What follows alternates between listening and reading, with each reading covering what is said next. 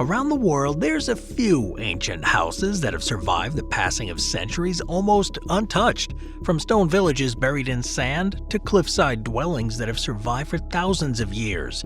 Here's 20 ancient houses preserved intact. Number 20. The House of the Tragic Poet in Pompeii. The House of the Tragic Poet. It is one of the best preserved Roman houses discovered in Pompeii, a city famously buried by the eruption of Mount Vesuvius in 79 CE.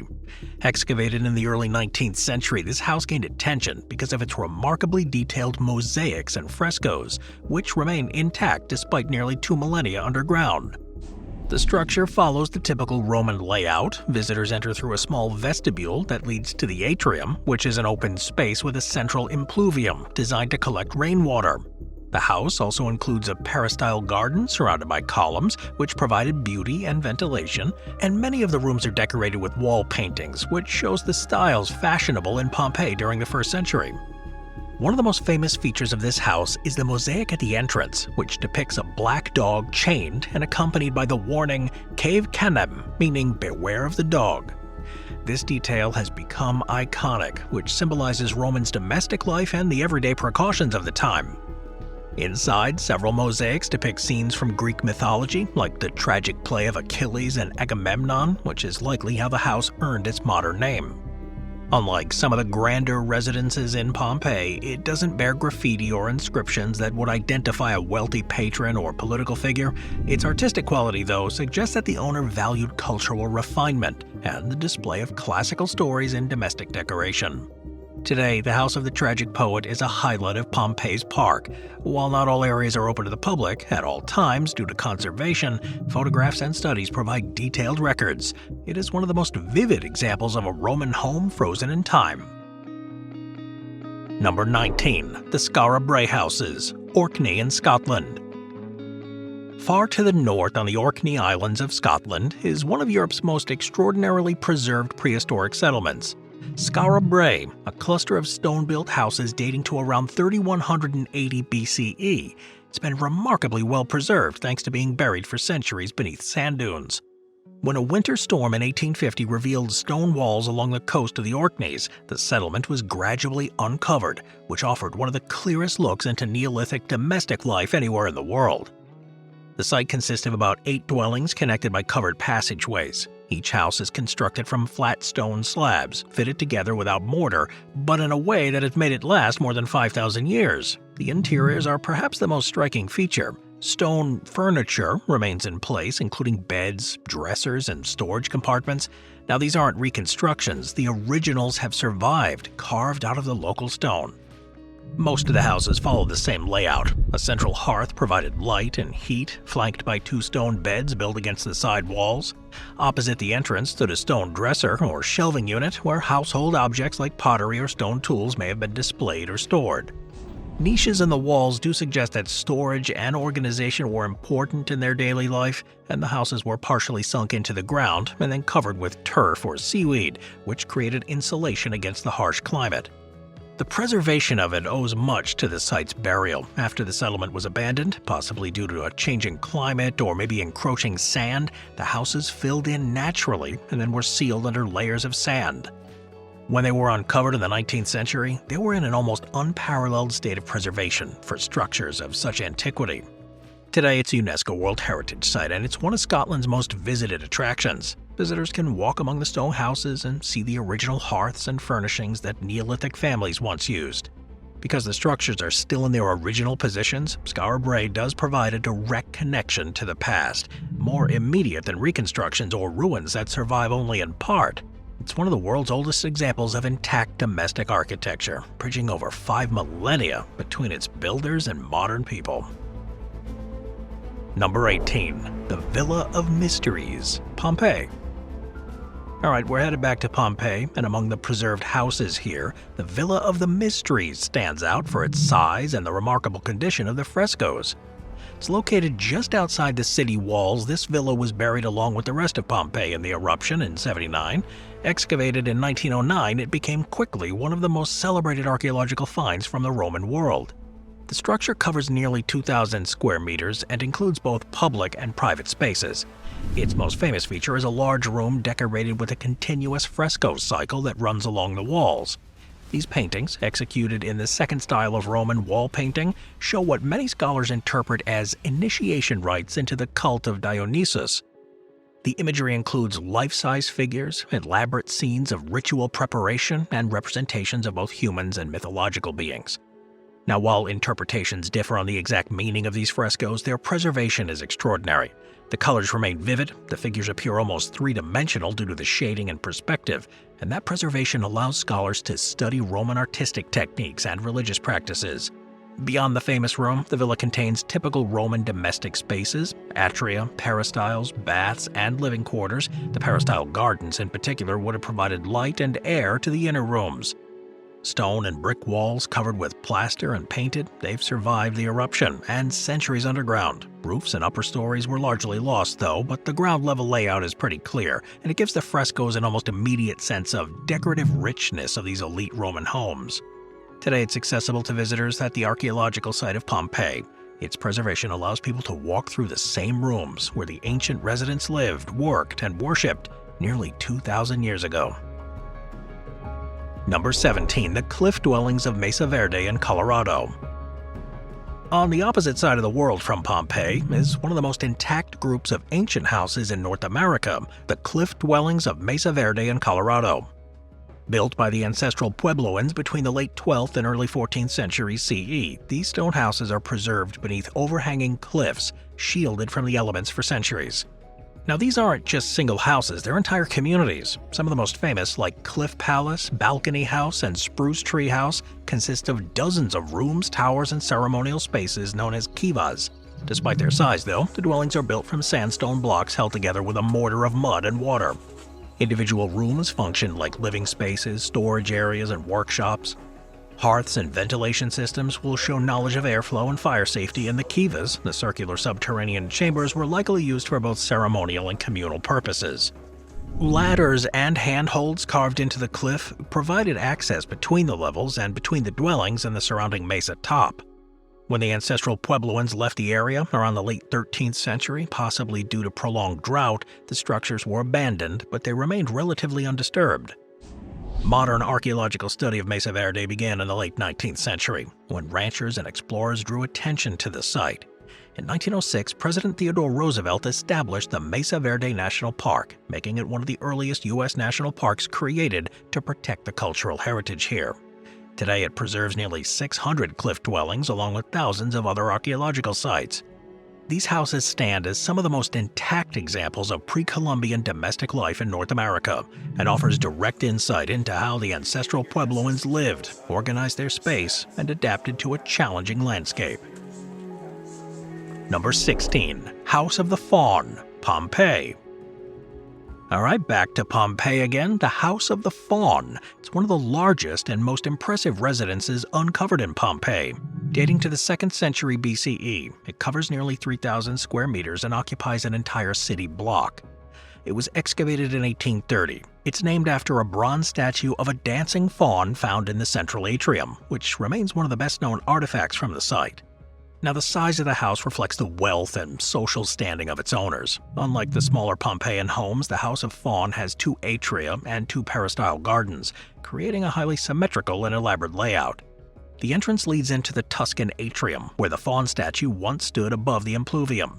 Further inside, the Doric peristyle connects to multiple reception rooms and private quarters, giving the house both a ceremonial and residential function. The House of the Fawn is known for its mosaics, the most famous of which is the so-called Alexander mosaic, which originally decorated the floor of the exedra. Measuring over 5 meters wide, it depicts the Battle of Issus between Alexander the Great and the Persian king Darius III. The mosaic is composed of over 1 million tiny little tiles and is considered one of the masterpieces of Hellenistic art preserved through Roman adaptation.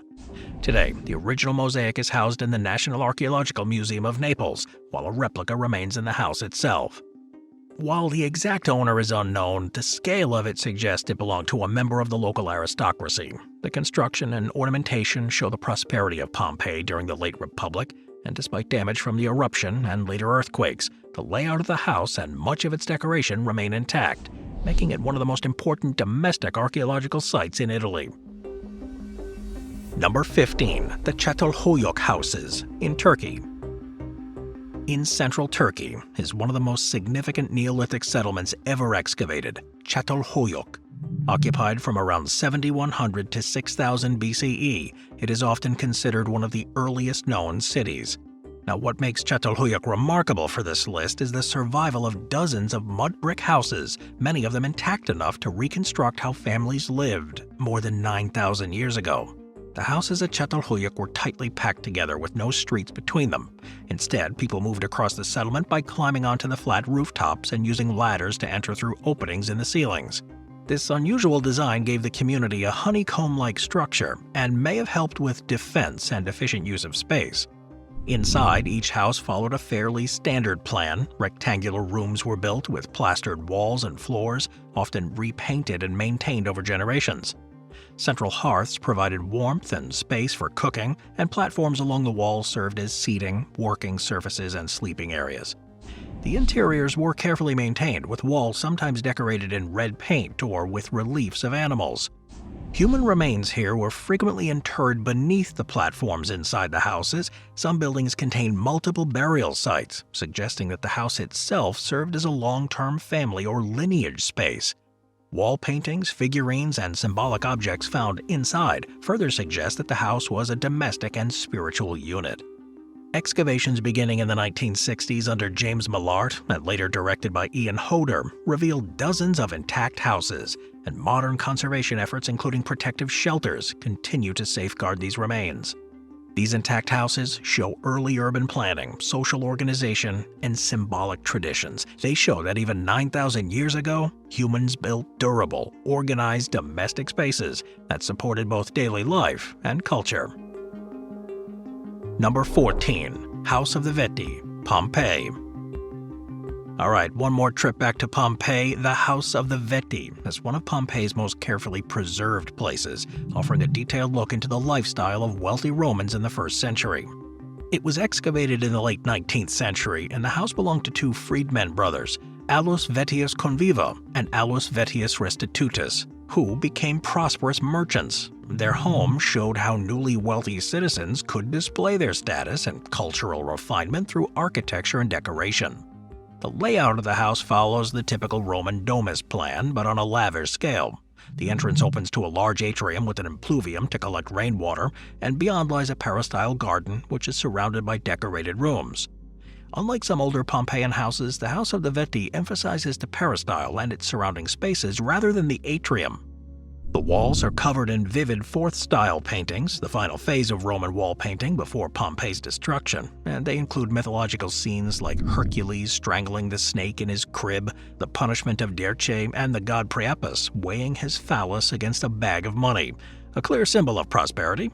Smaller panels show cupids engaged in various trades, ranging from metalworking to winemaking, maybe reflecting the commercial background of the owners.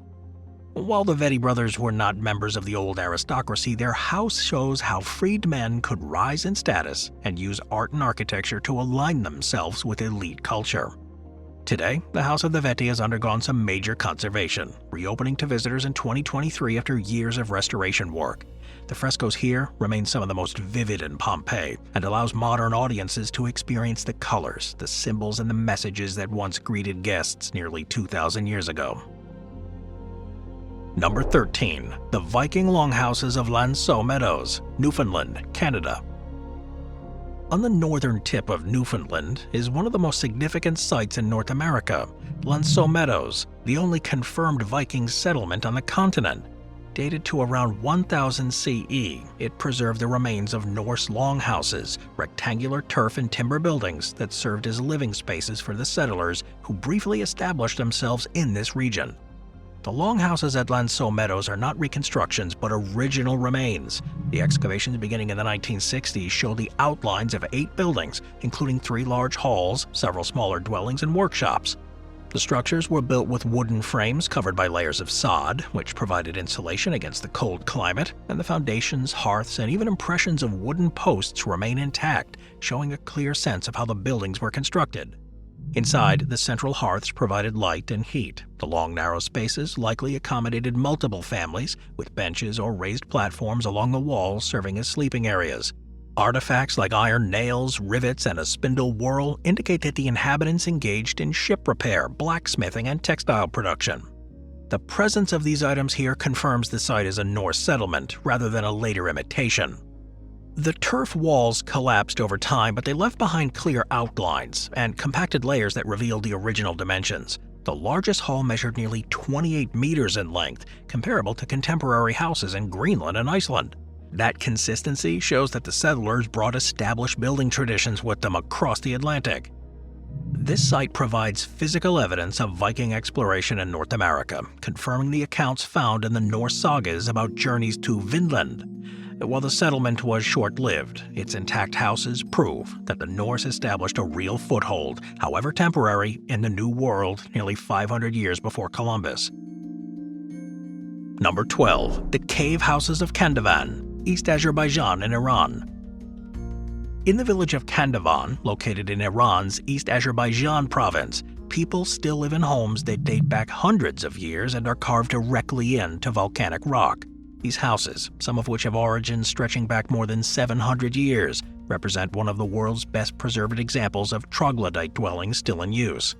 Although not all the homes can be dated precisely, many have been continuously inhabited across generations, making them both ancient and intact. The houses are carved into naturally formed volcanic cones created by solidified lava from a long-ago eruption of Mount Sahand.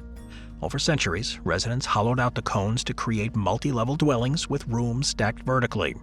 Inside, the houses contain the essentials of daily life: living spaces, kitchens, storage areas, and animal shelters. These natural rock formations provided concealment and durability, which allowed the communities to establish permanent homes that could withstand the harsh weather and external threats.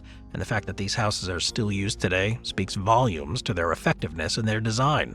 Unlike abandoned ancient cities, the village here has evolved while retaining its original architecture. Many houses have been modernized with electricity, plumbing, and new furnishings, yet the carved walls, the narrow doorways, and stone staircases remain as they were centuries ago. While not frozen in the past like Pompeii, these dwellings show how ancient building methods can survive and remain practical in the modern day. The village is often compared to Cappadocia in Turkey, but unlike Cappadocia's cave churches and abandoned homes, Kandavan is still a living community. Number 11. The Roman Villa of Casale, Sicily. Alright, back to Italy, but not Pompeii this time. The Villa Romana del Casale, located near Piazza Armerina in Sicily. It's one of the most spectacular examples of a preserved Roman residence. It was built in the early 4th century. It's best known for its extensive mosaic floors, which remain almost entirely intact and cover more than 3,500 square meters. Now, the villa was likely owned by a wealthy Roman aristocrat, probably linked to the imperial administration. The layout includes multiple courtyards, reception halls, baths, and private apartments. The mosaics, though, are the defining feature of the site. They depict a wide variety of scenes, hunting expeditions, mythological narratives, and detailed depictions of daily life. One of the most famous mosaics show young women in athletic poses wearing what looks like two-piece garments, sometimes called the Bikini Girls mosaic, showing women engaged in sports such as running, weightlifting, and ball games. Another mosaic, the Great Hunt, stretches across a long corridor and depicts hunters capturing wild animals to be sent to the Roman arenas. The preservation of the mosaics is due in part to a landslide that buried the villa in the Middle Ages. Rather than destroying the floors, the debris sealed them and protected the artwork from exposure. When the excavations began in the 20th century, archaeologists uncovered the mosaics in remarkably good condition. Walls, columns, and arches outline the various wings of the residence, which allows scholars to reconstruct the functions of them. Bath complexes show the sophistication of the Roman heating systems, with the hypocaust floors and water channels still visible. And the villa wasn't simply a private home, but a multifunctional estate, combining luxury and agricultural management. Today, the villa is a UNESCO World Heritage Site. It provides one of the clearest insights into late Roman domestic architecture and interior decoration. And unlike many ancient houses where only foundations are still there, here, the combination of architecture and decoration allows a near-complete reconstruction of elite Roman life in Sicily. Number 10. The Alhambra's Nasrid Palaces, Spain. The Alhambra in Granada is most famous for a fortress and royal complex, but at its heart are preserved domestic spaces that functioned as the private houses of the Nasrid dynasty in the 13th and 14th centuries. These palaces are among the best examples of Islamic domestic architecture in Europe and remain intact enough to demonstrate the layout and aesthetics of medieval Muslim households.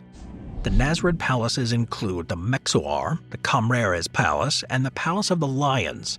Each section served different functions, administrative, ceremonial, and private, but all incorporate living spaces organized around courtyards. Rooms open onto central patios filled with water channels, reflecting pools, and gardens. The inward-facing arrangement provided privacy, ventilation, and a sense of calm. Walls are decorated with stucco inscriptions, calligraphy, and intricate geometric patterns. Wooden ceilings and tile work added color and complexity. And despite being royal residences, they did follow the same principles seen in more modest Islamic homes: an emphasis on interior life, water as a central feature, and a clear separation between public and private areas. Preservation of these palaces has been possible thanks to centuries of use and later conservation efforts. After the fall of Granada in 1492, the complex became a Christian royal court and later underwent periods of neglect and then restoration. Even so, though, the domestic spaces remained intact, protected by their stone and brick construction. Today, people can still walk through the bedrooms, reception halls, and courtyards that functioned as living quarters more than 600 years ago. While the Alhambra is often viewed as a monument, it is also a set of homes, residences that show how royal families lived, organized space, and they expressed their cultural identity. Number 9. The Cliff Houses of Matmata, Tunisia. In southern Tunisia, the Berber village of Matmata is known for its troglodyte houses. These are dwellings that are carved directly into the earth, many of which have been continuously used for centuries. These houses, that are dug into soft sandstone, represent one of North Africa's most distinctive forms of ancient domestic architecture. Each house begins with a large circular pit, sometimes more than 10 meters deep and about 15 meters wide, and around the perimeter of the pit, rooms are hollowed out into the walls, creating rings of chambers connected to the central courtyard. The origins of these houses are difficult to date precisely. Some people suggest they may have been established as early as the Roman or Byzantine period, though most of the existing houses are thought to be several hundred years old. What is certain is that they were built to adapt to the environment, using local materials and techniques that required no imported resources. The rooms in them serve as living quarters, storage, or even animal shelter. The central courtyard provided light and air, while the narrow staircases connected the ground-level entrances. Unlike abandoned ruins, these dwellings have been maintained by generations of people. Even today, some Berber families continue to live in the houses, though many have also moved on to modern structures nearby. These houses had gained international attention in the 1970s when they were used as filming locations for Star Wars: A New Hope, where Luke Skywalker's childhood home was modeled on a Matmata dwelling. Visitors here can tour the traditional homes, some of which have been converted into guest houses or even cultural exhibits, and the continued presence of families in these dwellings shows that ancient construction techniques can remain functional and sustainable, even in the 21st century. Number 8. The tulou houses of Fujian, China. In the Fujian province of southeastern China, large communal houses known as tulou have stood for centuries. They were built primarily by the Hakka people between the 12th and 20th centuries. Many of these earthen structures remain intact, and they continue to be used as residences. These are massive fortress-like dwellings. They're typically circular or rectangular in shape, with thick rammed earth walls that can reach up to 2 meters thick and more than 15 meters high. A single one could house an entire clan, often consisting of hundreds of people. Timber framework supported the upper stories, which contained wooden balconies and staircases. The ground floor was usually for kitchens and storage, while the second and third floors contained living quarters. The innermost space often served as a communal courtyard or ancestral hall, which reinforced the social and cultural cohesion of the people that lived there. Each family had its own vertical section of rooms, but daily life involved shared activities like meals, festivals, and ceremonies. Those thick walls provided insulation against the heat and cold, and they offered protection from bandits and, historically, from armed conflict. Small windows near the top of the walls and a single reinforced gate served as defensive functions, and at the same time the enclosed layout provided a safe, self-sufficient environment for extended families. Many of them are still occupied today, with residents maintaining traditional lifestyles while integrating some modern conveniences like electricity. Number 7. The Domus Aurea houses, Rome. Nero's Domus Aurea, or Golden House, is often remembered as a huge imperial palace that's built after the fire of Rome in 64 CE. While much of its beauty, the gold leaf, the marble, and jewels, was stripped away after Nero's death, parts of the palace, domestic spaces, survive underground, remarkably intact. Though larger in scale than an ordinary house, sections of it preserve the essential layout of the Roman domestic architecture on an imperial level. The preserved rooms are located beneath the modern city of Rome, having been buried when subsequent emperors filled in the palace to build the baths of Trajan above it. That burial ironically ensured its survival. Today, people can still walk through the corridors, the dining halls, and smaller chambers that display the remains of wall frescoes and stucco decorations. The preserved decorative schemes here, executed in the so-called Fourth style of Roman painting, provide one of the clearest windows into elite Roman interior design. Walls feature frescoes with mythological scenes, landscapes, and fantastical architecture, often framed by delicate stucco work. Although not a single-family house like those at Pompeii, the Domus Aurea shows how Roman domestic architecture was scaled up for imperial use. Renaissance artists like Raphael and Michelangelo studied the frescoes here after they were rediscovered in the 15th century, inspiring the grotesque style of decoration in European art. Today, the Domus Aurea remains partly open to visitors and offers them a rare chance to step inside an ancient Roman domestic space preserved beneath the city of Rome itself. Number 6. The Cliff Houses of Matera, Italy. The southern Italian city of Matera is famous for its sassi. These are districts made up of ancient houses that are carved into cliffs. These dwellings, some of which date back to the Paleolithic era, represent one of the longest periods of continuous human habitation in the world. Many remain intact, showing how architecture had adapted to natural rock for thousands of years. Over the centuries, residents expanded the caves into these multi-room dwellings, often with facades built of stone to give the appearance of freestanding houses. The interiors typically included a main living chamber, storage areas, and sometimes small side rooms. Many, though, were equipped with cisterns to collect rainwater, which was an essential adaptation to this environment. Structures from different centuries overlap here, creating a record of habitation from prehistoric times through to the Middle Ages and on into the modern era. Archaeologists have found evidence of both Neolithic cave use and later Roman and medieval modifications. By the Renaissance, the sassi had developed into a dense urban environment, with narrow alleys and communal courtyards linking houses together. Although many of them fell into poverty and neglect in the 20th century, they were really never fully abandoned. Some families continued to live in them into the 1950s, when the Italian government relocated residents due to poor sanitary conditions. But today, restoration efforts have revitalized many of the houses, some of which have been converted into museums, restaurants, or even guest houses. Visitors can step into original cave dwellings and see domestic features like hearths, carved shelves, and cisterns.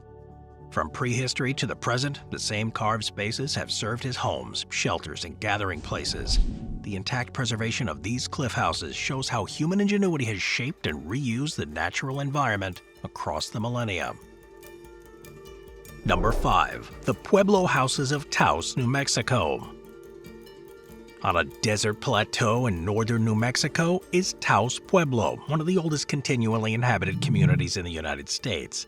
Multi-storied adobe houses here have been home to the Taos people for more than 1,000 years, and many remain intact today. The houses here are built from adobe, which is sun-dried bricks of mud and straw stacked into thick walls and coated with additional layers of mud plaster. The multi-story design gives the appearance of a stepped apartment complex with houses that rise up to 5 stories. Traditionally, the entry to the upper levels was through roof hatches accessed by ladders, which was a design that provided security and insulation. Unlike many ancient dwellings that became archaeological sites, Taos Pueblo has never been abandoned. Its preservation owes much to continuous use and regular maintenance, with residents replastering walls with fresh adobe each year to counter weathering. Those thick walls regulate the temperature, which keeps the interiors cool in the summer and warm in the winter. Hearths and small windows provide heat and ventilation. Families traditionally use the ground floor rooms for storage and the upper floors for living and sleeping. Around 150 people still reside permanently in the pueblo, maintaining traditions while balancing modern needs. Electricity and running water are not permitted within the historic structures, which does preserve the authenticity of the architecture. In 1992, it was designated a UNESCO World Heritage Site and a National Historic Landmark, and visitors can tour the pueblo, seeing firsthand how the adobe houses, some over 1,000 years old, continue to function as homes. They are not frozen relics, they're living structures, continuously maintained and used. This endurance shows the effectiveness of traditional adobe construction. Number 4. The Lycian rock-cut houses in Myra, Turkey. In the ancient city of Myra, on Turkey's Mediterranean coast, a series of rock-cut houses and tombs remain among the best preserved features of the Lycian civilization. Dating from the 4th century BCE and earlier, these houses, which are carved directly into the cliffs, illustrate how the Lycians merged their domestic and funerary architecture with landscape. Although many of the surviving structures are tombs, the designs are modeled closely on Lycian houses, with wooden beams carved into the stone. Archaeologists note that the facade replicates the timber-framed construction of everyday dwellings, which makes them a direct record of Lycian domestic architecture that otherwise wouldn't have survived.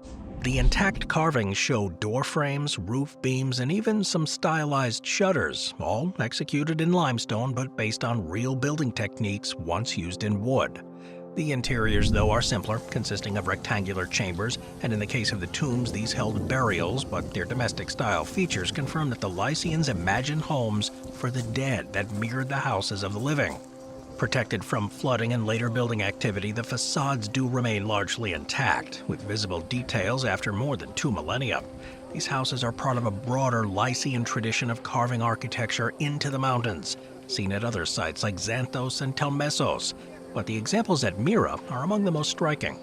Today, visitors at Myra can see rows of these different houses overlooking the Roman theater below, and the site combines elements of urban, domestic, and funerary architecture, preserved in stone in a way that makes the Lycians' building traditions immediately visible. Number 3. The troglodyte houses of Bandiagara Escarpment in Mali. The Bandiagara Escarpment in central Mali is home to one of the most extraordinary preserved landscapes of ancient dwellings in Africa. Built into the cliffs that stretch for nearly 150 kilometers, the troglodyte houses here reflect centuries of habitation by the Telem people, and later the Dogon. Many of these houses, perched on the cliffs, remain intact despite their age and exposure. The earliest dwellings date back to the Telem, who lived in the region between the 11th and 16th centuries CE. Their houses were built into the cliffs using mud brick and wood, often in seemingly inaccessible locations. Archaeologists believe the Telem chose these sites for defensive reasons and a bit of spiritual significance. The preserved houses include rectangular and cylindrical structures, some of which were used for living, while others served as granaries or ritual spaces. When the Dogon people migrated into the region in the 15th century, they built their own houses in villages on the escarpment, often reusing or adapting the Telem structures. Granaries, with their conical thatched roofs, remained a distinctive part of the settlement layout. Many of these houses are still used today. Built high above the valley floor, they have been shielded from erosion and flooding, and the dry climate has helped prevent any decay. In many areas, entire clusters of houses, granaries, and ritual sites remain intact, giving a direct picture of how communities lived and organized themselves. It is now a UNESCO World Heritage Site. The intact preservation of these houses, built hundreds of years ago, provides a continuous link between the past and present. Visitors today can see the cliffside dwellings, some abandoned, but many still functioning as homes. Number 2. The Neolithic houses of Khirokitia, Cyprus. Khirokitia is located on the southern side of Cyprus along the Maroni River Valley. It's one of the most important Neolithic sites in the world. Dating back to around 7000 BCE, it provides clear, physical evidence of early village life in the Mediterranean, long before metal tools, written records, or even monumental architecture. This settlement, abandoned around 4000 BCE, was left untouched for thousands of years, and its survival allows archaeologists to reconstruct the architecture, economy, and social practices of its people with unusual clarity. Now, the most recognizable feature is the circular houses. These dwellings were built from limestone, carefully stacked to form round enclosures. The walls often rise more than 2 meters, making them unusually intact for a settlement of such antiquity. These houses range in size from about 2 to 9 meters in diameter, which does suggest different functions. Some were single-room dwellings, while others were large enough to be divided into multiple compartments. Some floors had raised platforms or low benches, which may have served as sleeping areas or work surfaces, and the round design did maximize the strength of the stone walls while also making them efficient to roof with conical coverings made from timber and reeds. Although the roofs themselves haven't survived, the impressions and reconstructions do suggest that they were supported by a central post. Archaeologists discovered burials beneath many of the floors, with bodies interred in crouched positions. This indicates that the home wasn't only a place of living, but a place where ancestors remained present within the household. These practices reveal a close relationship between domestic and spiritual life in these early farming communities. The arrangement of the houses in the settlement does show careful planning. Narrow lanes separated clusters of dwellings with walls and staircases, sometimes connecting them, and this does suggest that Khirokitia's residents developed an early form of communal urban planning. The village was enclosed by a perimeter wall, perhaps for defense or to mark boundaries, showing that the community did consider collective protection important. Artifacts found within the houses do provide further evidence of how the people lived. Stone tools like sickles, grinders, and axes show that the people there farmed cereals and legumes, and bones of goats and sheep confirmed animal domestication too. Figurines carved from stone or bone, some depicting human forms, do suggest symbolic or religious practice. These finds, combined with the intact architecture, give one of the clearest pictures of Neolithic daily life anywhere in Europe. After the site was deserted around 4000 BCE, it remained untouched until it was rediscovered in the 20th century. Archaeological work began in the 1930s, and today much of the settlement remains visible, with original stone walls rising almost to their original height. Khirokitia has been a UNESCO World Heritage Site since 1998, and people walking through the site today can see the stone circles of houses, still standing after more than 9,000 years. Modern reconstructions near the site show what the dwellings would have looked like with their original roofs and plastered interiors. Unlike many prehistoric sites where only faint traces remain, these intact houses make the Neolithic world tangible. Number 1. The Skellig Michael monastic houses in Ireland. Rising out of the Atlantic Ocean, about 12 kilometers off the coast of County Kerry in Ireland, the island of Skellig Michael contains some of the most remarkable preserved ancient houses in Europe. These remote rocky islands became a monastic settlement in the early medieval period, with monks constructing stone beehive huts that remained largely intact. The houses on Skellig Michael were built beginning around the 6th century CE when a small group of monks established a monastery on the slopes of the island. The island itself is pretty rugged and inhospitable, with cliffs rising more than 200 meters out of the ocean, yet the monks chose this isolated setting as a place of devotion, seeking solitude and closeness to God. The structures are known as beehive huts because of their corbelled construction.